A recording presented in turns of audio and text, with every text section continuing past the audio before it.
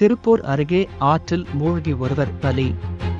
திருப்பூர் மடத்துக்குளம் அருகே கடம்பூர் அமராவதி ஆற்றில் இன்று ஐயப்பன் என்பவர் நண்பர்களுடன் மீன்பிடிப்பதற்காக சென்றுள்ளனர். அப்போது ஆழமான பகுதிக்கு சென்ற ஐயப்பன் எதிர்பாராத விதமான நீரில் மூழ்கி மாயமானார். தகவல் அறிந்து விரைந்து வந்த மலத்துக்குளம் தீயணைப்பு வீரர்கள் சுமார் 1 மணி நேரம் தேர்தலுக்கு ஐயப்பனின் உடலை சடலமாக மீட்டனர். இது குறித்து போலீசார் விசாரணை மேற்கொண்டு வருகின்றனர்.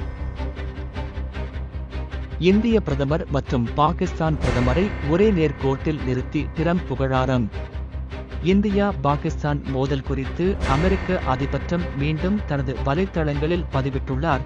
அதில் இந்தியா மற்றும் பாகிஸ்தானின் வலிமையான மற்றும் அசைக்க முடியாத சக்தி வாய்ந்த தலைமை தத்துவத்தை எண்ணி பெருமைப்படுத்துவதாக ட்ரம்ப் தெரிவித்துள்ளார். சண்டையில் லட்சக்கணக்கான அப்பாவி மக்கள் இருந்திருக்கலாம், ஆனால் அவர்களின் துணிச்சலான செயலால் அது தடுக்கப்பட்டுள்ளது என்றும் ட்ரம்ப் தனது பதிவில் கூறியிருந்தார்.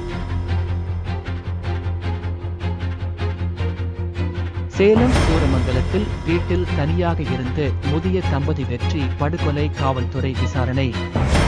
சேலம் சூரமங்கலத்தில் வீட்டில் தனியாக இருந்த 65 வயது பாஸ்கரன், 60 வயது தம்பதியினர் மர்ம நபர்களால் படுகொலை செய்யப்பட்டுள்ளனர்.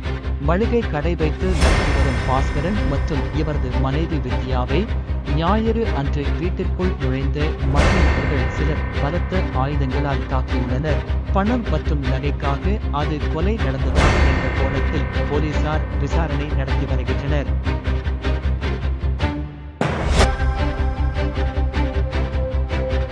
பாகிஸ்தான் தாக்கினால் இந்தியாவின் பதிலடி பேரழிவை ஏற்படுத்தும், அமெரிக்க துணை அதிபரிடம் கூறிய மோடி.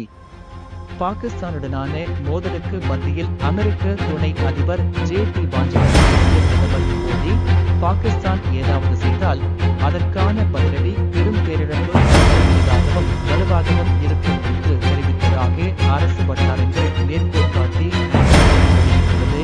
கடந்த 9ஆம் தேதி பேச்சுவார்த்தை நடந்த நிலையில் பாகிஸ்தான் 26 இடங்களை தாக்கியது.